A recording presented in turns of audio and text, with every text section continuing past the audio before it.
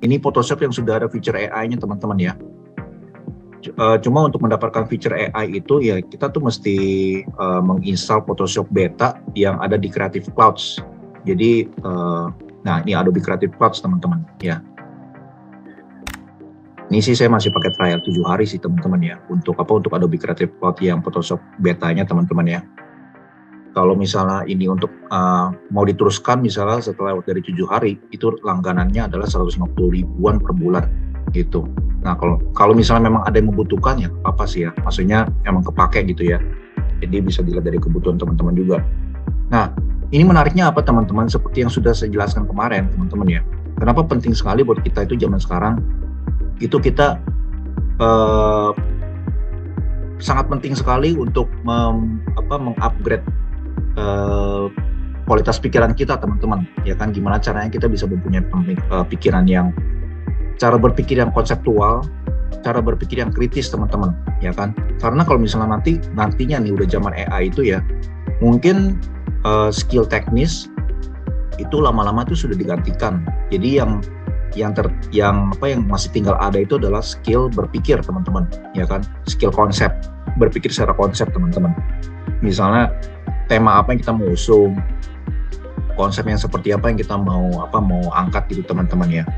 Dan tentu saja untuk bisa menggunakan tools ini, walaupun kelihatannya mudah teman-teman ya, tapi kita tuh masih punya pengetahuan gitu loh ya kan. Kita masih punya pengetahuan tentang komposisi, tentang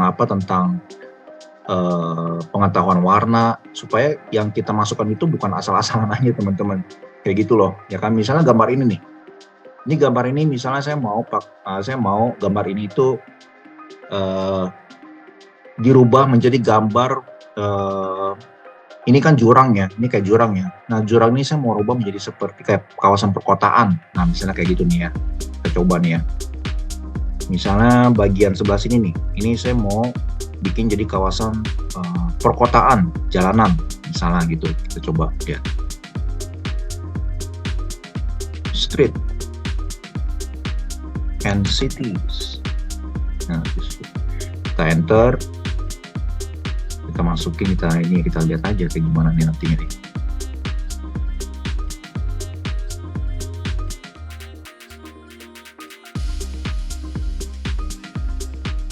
Ya, saya tunggu beberapa saat, dan ini masih dilakukan dalam keadaan online ya, untuk menggunakan tools ini teman-teman.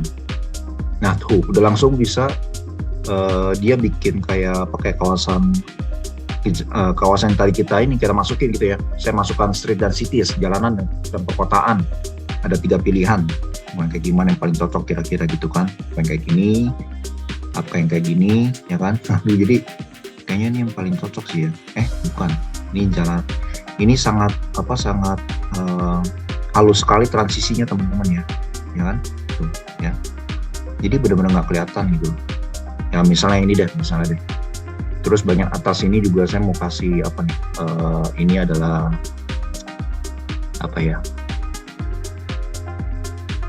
kita coba bikin ini ada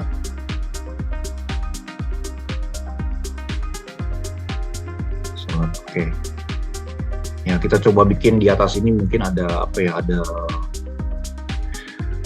burung dan pesawat. Coba lihat.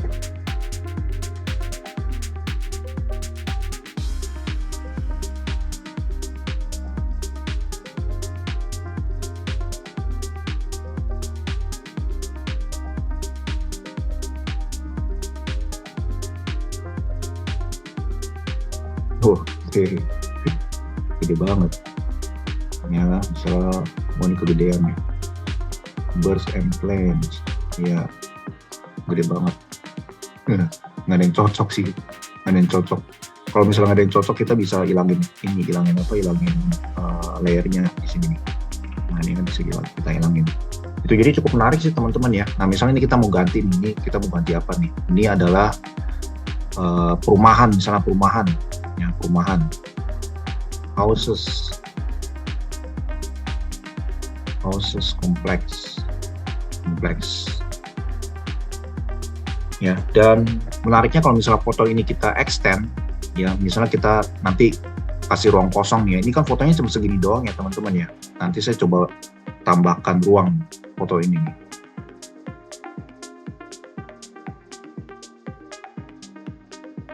Jadi untuk bisa menggunakan tools ini sih kita tuh mesti bisa punya pengetahuan dulu sih ya, pengetahuan tentang misalnya tempat seperti ini kita bisa kasih apa aja gitu kan. Dan yang lebih memungkinkannya itu seperti kita bisa melakukan foto editing dengan cepat lah dengan tools AI kalau kita bisa tahu cara menggunakannya teman-teman. Kayak gitu sih. Ya seperti ini tuh kan, house complex, ya kan. Terus apalagi, misalnya nih ya, ini yang paling menarik lagi nih. Ini kan gambar fotonya kan cuma segini doang ya. Kita coba perbesar ke sini misalnya. Ke sini deh. 150. Oke. Nah, ini kan ada ruang kosong ya.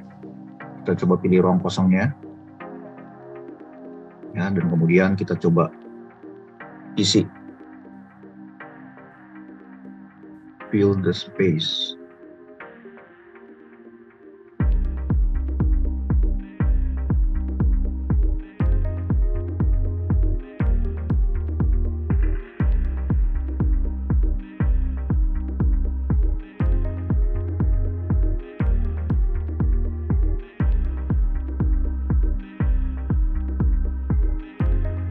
Ya, cukup menunggu beberapa saat dan kemudian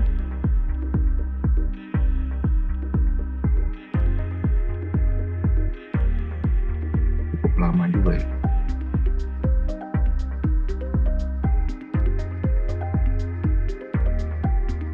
Nah, dia tuh bisa generate ya, kira-kira gambar apa yang paling cocok buat ngisi gitu loh. Buat ngisi ruang kosong ini teman-teman gitu loh.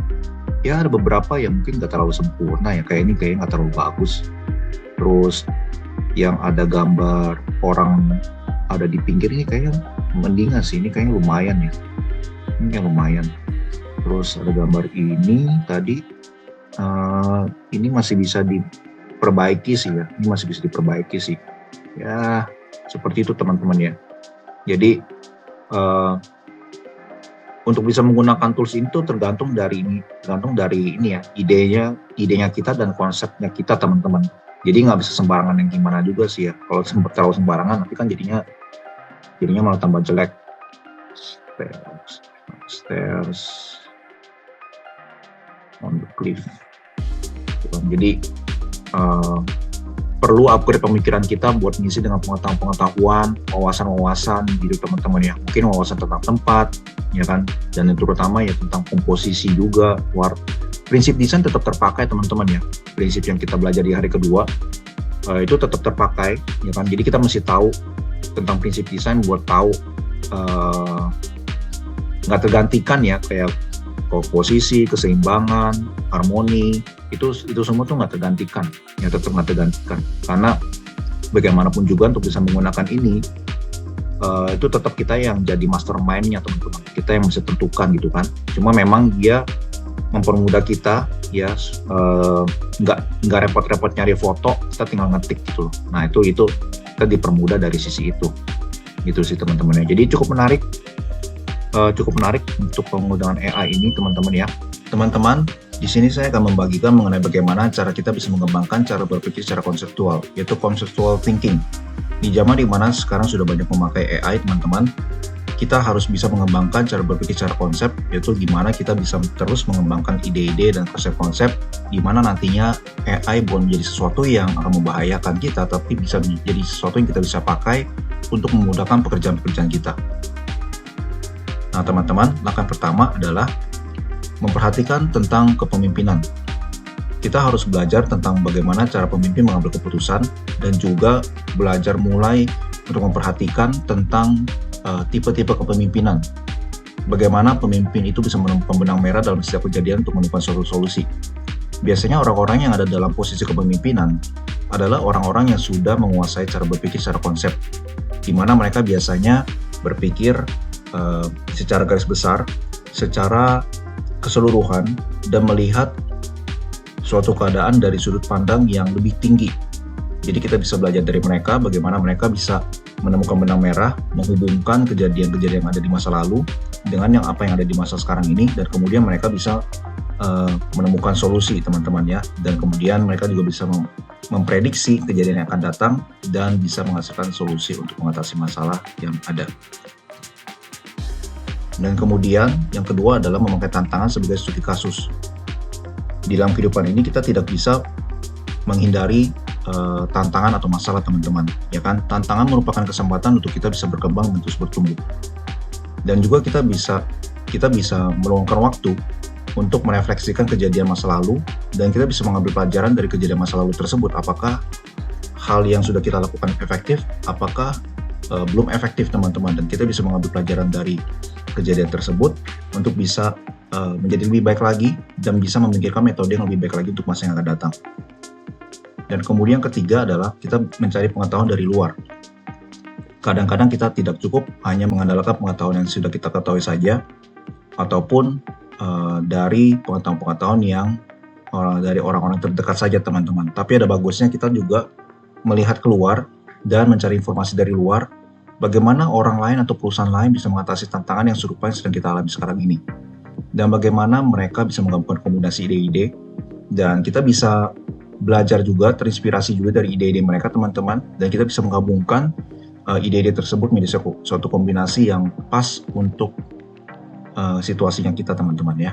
Dan kemudian yang keempat adalah tetap up to date, tetap terinformasi tentang tren desain atau industri yang ada pada saat ini, teman-teman. Jadi kita tetap terhubung dengan informasi terbaru, ya kan, pada bidang yang sedang kita tekuni saat ini, metode baru apa yang dipakai, cara baru apa yang dipakai, tren baru apa yang ada pada desain saat ini, dan kemudian mencari cara bagaimana cara kita bisa memakai tren baru tersebut dalam pekerjaan atau desainnya kita.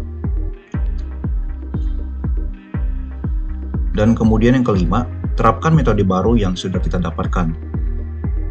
Jadi dari hal-hal baru yang kita dapatkan, kita terapkan dan kemudian kita lacak perkembangannya. Kita lacak kemajuannya, teman-teman.